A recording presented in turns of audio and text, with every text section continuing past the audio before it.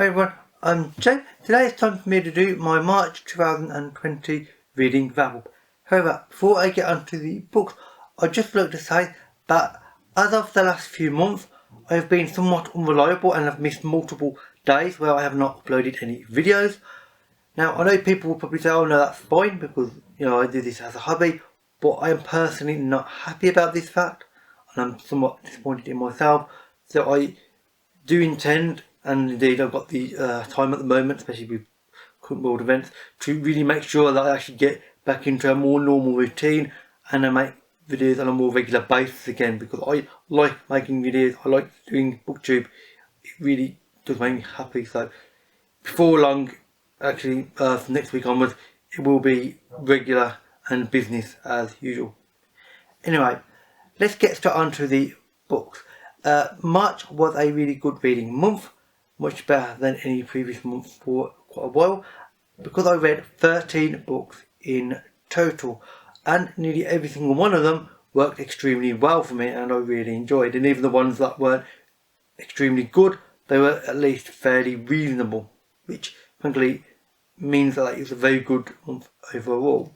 And the first of those novels is FINA Boy, Nino, Cipri. This was an ebook, so I'll put a picture up on screen now. This is a novella. It was only released 6 days before I actually read it, so it's absolutely brand new. And the idea behind this is really curious and quite amusing, and also really quite clever, because basically this is an alternative version of Earth, where essentially it's taking off IKEA, the Swedish furniture manufacturer, and they have the version of a IKEA store essentially. And in IKEA stores, these two employees find out that occasionally you can bump into a sort of portal to an alternate dimension of the IKEA store where you work. Some of them are normal, some of them are frankly really strange and inhabited by all sorts of weird and wonderful inhabitants. Let's say some of them aren't even entirely human. I mean, they're just horrible things happening in them. And this is just really interesting. It's very dark moments in it, but also quite a lot of humour. It's very well written. The ideas are very clever and very smart, and it works very well as a novella format rather than a full-length novel, because it keeps it short and precise and the ideas are focused. And I think actually if it was a novel and just extended, it might not have worked as well. Because of this short length, this worked very well.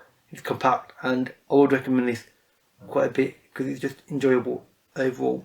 The second thing that I read was again on Kindle, so I'll put a picture up here, and that is Noumenon by Marina J. Lostetter. Now this is a science fiction novel, the first in a trilogy. The second is out. The third in the trilogy will be out, I believe, in about 3 or 4 months, which is why I happened to read it now, because I thought now I can immediately read the second and I only have a few months to wait till the third book. This is a really interesting and well written science fiction novel. Basically, it is about a sort of generation ship idea where, a long-term voyage to another world, and it's about the crew on the ship and about what is going on psychologically with them. And I don't want to say too much, because I'm always wary of saying too much, especially when it comes to generation ships. I think if you say the wrong thing about them, you can actually guess the entire plot. But of course, events happen, there are plot twists and things, and it's just very cleverly written. The character development, indeed range of characters, is also very well plotted and thought out. There are no miscellaneous characters in this. All the characters are focused and to the point, and each of them helps the plot and helps this world be created in your mind, and that is really something I think is really impressive and I really enjoyed overall, and I would recommend this quite highly.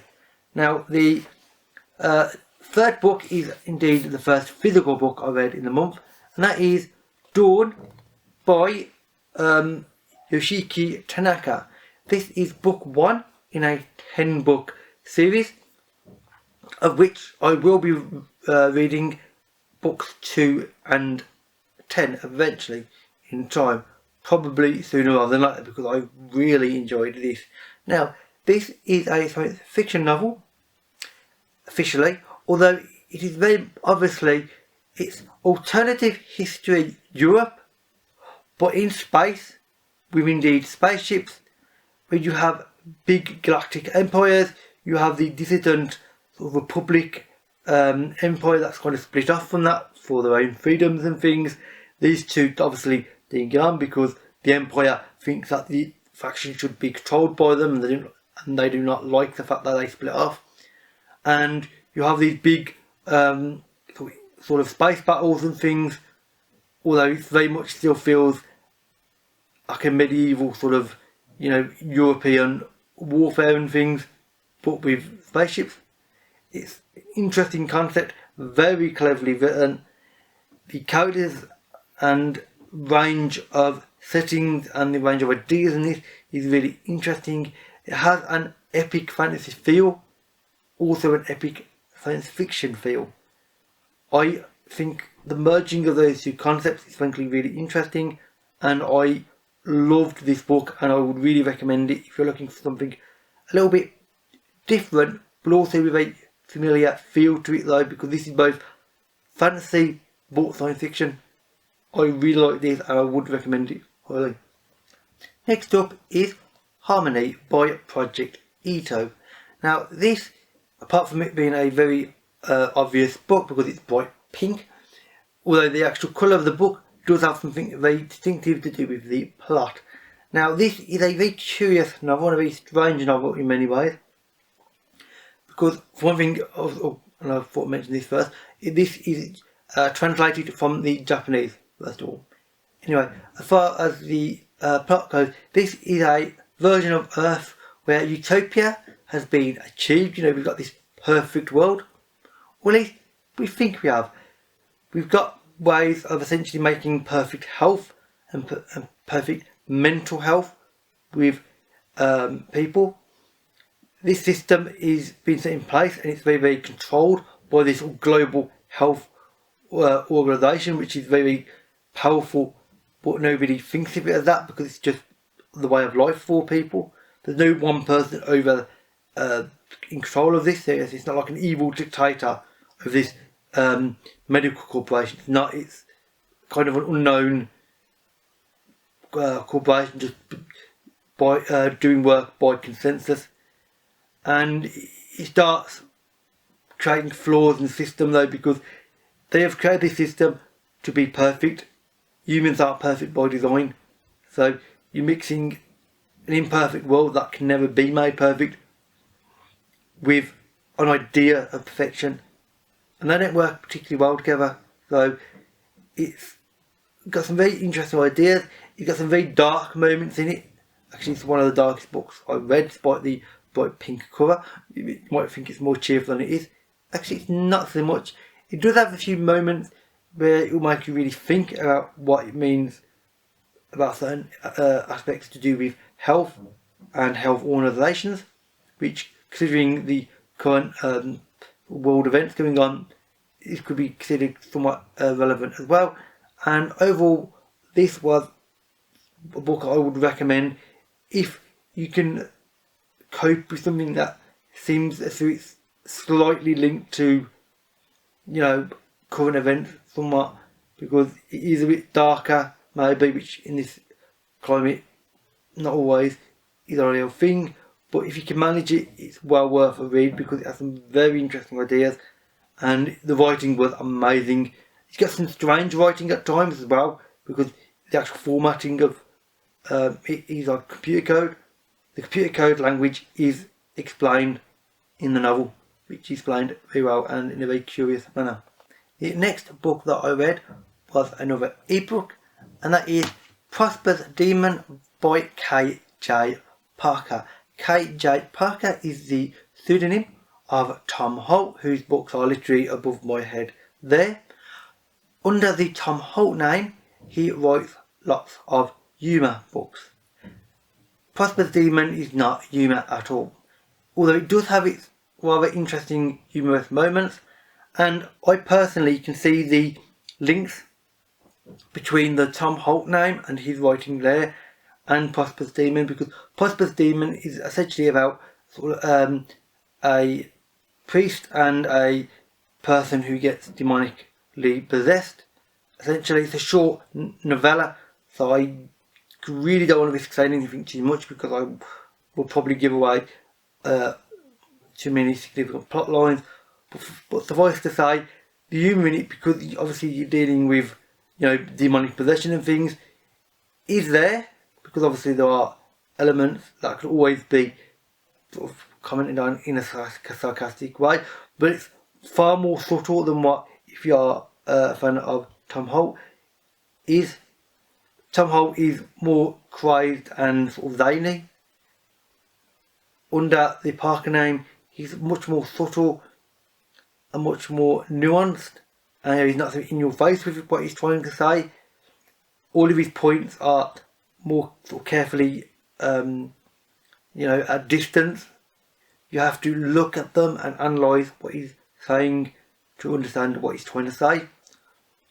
It's short, so it's fairly easy to figure that out though, because ultimately he can't fit in that many points in such a short amount of time, but he does do what he's trying to do very, very effectively, and I would recommend this because he's got some very interesting points and interesting world building and such in a very short amount of space, which frankly is impressive by itself. The next book that I read was Astounding by Alec Nevala-Lee. Now this is the first non-fiction book I have actually read since I created this booktube channel in 6.5 years, and frankly it's well overdue that I actually finally read some non-fiction again. I used to read non-fiction many years ago, obviously prior to booktube, and for some reason I just sort of stopped, whatever reason.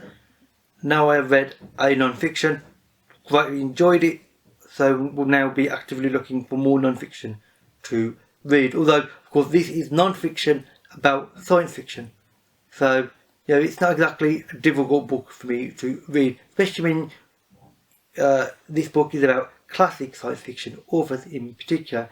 Now this is about one man in particular, although the focus is on several as well, and that is John W. Campbell. John Campbell is well known within science fiction. A lot of people sort of credit him, at least partially, for almost treating science fiction as a concept and as a literary genre, because of course he was well known for a very famous magazine which he was the main editor-in-chief of. He found and was well known to sort of purposely go out of his way to sort of try to find up-and-coming science fiction authors who he could then sort of put into his magazine, and it's about ego with him basically. He wanted to be thought of the guy who sort of created and brought forth all these amazing authors like Isaac Asimov, Robert A. Heinlein and L. Ron Hubbard. All of those three are mentioned in quite a lot of detail in this book as well. They all come across frankly fairly badly. None of these people are people that I would like to know in real life, because they're all frankly fairly unpleasant in multiple ways. Some of them, well nearly all of them, could probably do with some fairly significant help from a psychiatrist, frankly, because they've all got quite significant problems in that area. They're all fairly unpleasant, and frankly between all of those four men you have every type of pleasantness you can imagine, like racism, sexism, homophobic, nationalist to like an extreme level, and well many other issues with transgender, other things like that. These four men have all of them between them. It's interesting to read about how they interacted with each other and how other significant science fiction authors interacted with them as well. Of course other major names do come into this, although obviously not to the same level, because the focus is on these four on the front of the book. And I'm really glad that I read this, because whilst you may know that I do read a fair bit of sort of classic science fiction anyway. Obviously about these authors I didn't know as much about what I otherwise would have done, especially about Campbell, because of course Campbell is one of these figures where I know his name, but I don't really know anything too much about the magazine, or indeed about him himself. I mean, frankly, the two that I actually know anything about are Asimov and Heinlein. L. Ron Hubbard is obviously known more for Scientology than an author, and he was stabbed as well. So this is a very strange and interesting novel. I would recommend it if you like books to do with sort of exploring genre fiction, specifically science fiction, because this is a well written one overall. The next book that I read was 10 Billion Days and 100 Billion Nights by Ryu Mitsuse. I hope I am pronouncing the surname correctly. Now this is a very interesting novel. It is fairly short. It's curious because I'm not entirely sure still what it was trying to say about every point. It's about starts off with the philosopher Plato in a kind of science fiction world. Oh, and also Jesus is there with the apostles, and it starts off very strange. I didn't understand what the author was trying to say at the time. By the end of the book, I just about figured it out, although not fully. It's a very strange novel. I will reread it in the future because I did like the writing. I liked what he was trying to say, even though I didn't fully understand it at times. And it was just an interesting novel. I would recommend it, especially if you are able to handle this more than I did. If your understanding of this particular writing style, which I do not know how to name, is better than mine. My understanding of it is to a certain level. If you've got a better sort of level of understanding, then this will make more sense to you. Because this is about basically sort of the creation of the universe and what it means to be human and what it means to exist in any form whatsoever. It sounds strange, and it is, but it's also slightly fascinating in a very odd manner. That's a very odd description of this book, but it's an odd book that works out rather well. Next up, I read Exodus by Alex Lamb. This is the third book in the Robodeer trilogy. I reread the first and second books in February. Now, I do not want to say anything about the plot of this book at all because, of course, it's the third in the trilogy. I will give things away. First, the first book is about this sort of science fiction sort of space age world where there are spaceships and things. Spaceships need what are called Roboteers, hence the name of the first book and overall trilogy. And this one sort of flagship sort of navy vessel takes on a new Roboteer, and he is unusual in a few ways that are obvious because, you know, he's the main character after all. Obviously he's going to be somewhat special, and I frankly didn't like this third book as much as the second or indeed the first. The first in the Robodeer trilogy is the best Robodeer itself. Frankly, at this point it feels as though Alex Lamb has got a lot of ideas, but almost too many. He's trying to fit too many things in a too short a time, and it feels a bit muddled at times, which is a shame because I was hoping to like this more than I did. It was still a good ending to the trilogy, and I'm happy that I read it. But if Alex Lamb had maybe controlled his influx of new ideas a bit better, then this could have been considerably, you know, had more of an impact on me personally. As is, this will be okay, but it will be the first book that I actually remember though, not the second or third, which is a shame. The penultimate book is Excession, written by Iain M. Banks. This is the fifth book set within the Culture universe, of which there are 10 in total, although none of them are direct sequels or indeed are related in any way to any other book. They just happen to be in the same universe. And this is about the Culture universe. This is a highly advanced spacefaring human civilization in the future. We have met other civilizations and other species. The interesting mix of how we interact with them, because the Culture has this idea where we will not interfere. We are going to be completely sort of away from the situation and not hands-on. But actually, they've got special departments called Special Circumstances, and indeed several others, where that's blatantly what they do. They're designed to do that, interfere and manipulate. And this novel is about this strange black mass or black hole, nobody really is sure what it is, that just appears one day and then disappears. And then in the Culture's lifetime, in the course of this novel, it reappears at the start of the novel again, and nobody knows what it is because it doesn't appear to even exist. It just, they can visually see it, and it's giving off certain strange readings, but nobody knows what it is. So this creates lots of tensions between the Culture society and indeed several others, and the main character is a curious one which Banks does rather well. I'm going to do a separate review of this, so I'm not going to say too much more now. But suffice to say, I really enjoyed this novel. I'm still thinking about it because I only actually finished reading this 2 days ago, so I will still need more time to think and analyse it to myself. But I really did enjoy this overall, and I got some very curious and interesting ideas in general. And finally, the last thing that I read was actually not just one book, but 4 books, and that is The Legacy of the Fifth War by Raymond E. Feist. Now, these 4 books are Krondor the Betrayal,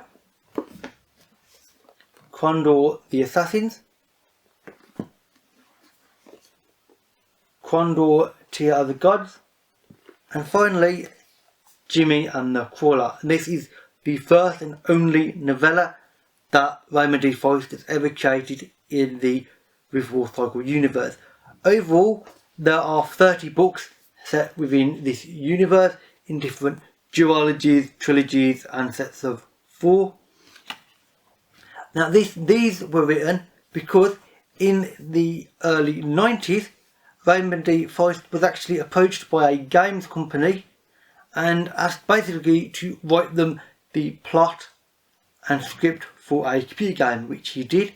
He wrote it based on the Rift War trilogy, kind of after the events of that trilogy ends. And then a few years after the games were released, he realised that he could actually turn those computer game scripts into novels. These novels, to be precise. So at this point, you know what is going to happen in these if you've read them in the same order that I have, because these are actually set after the events of the Rift War, but before several of the other novels that I've read recently. So you know what characters must survive, you know what characters cannot be evolved anymore because they're just not in any other book ever. So you know they are only unique to these books. And I thought these were just well written and fun.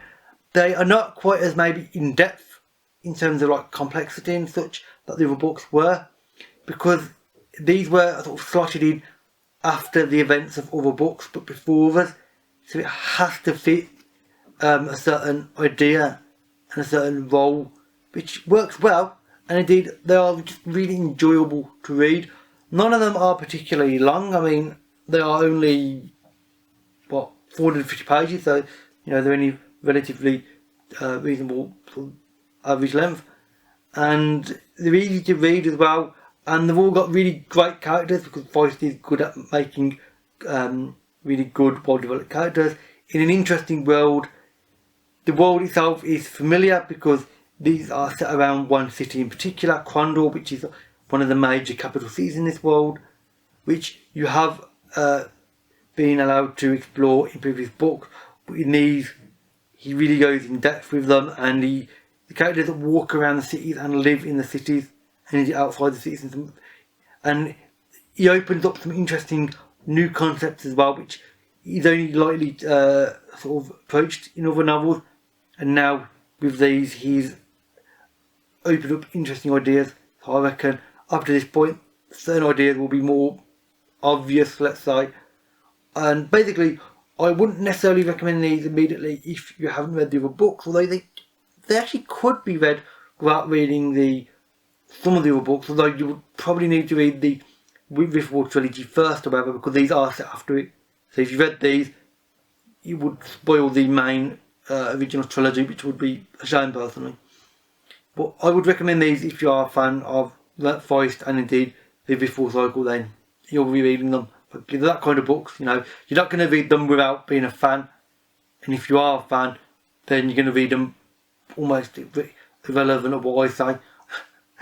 So with that said, that's actually it for all of the books that I read in March. And if you may have noticed, I haven't done a book haul for a while. And indeed, this is kind of a semi-book haul in a sense, because actually most of these books are actually completely brand new.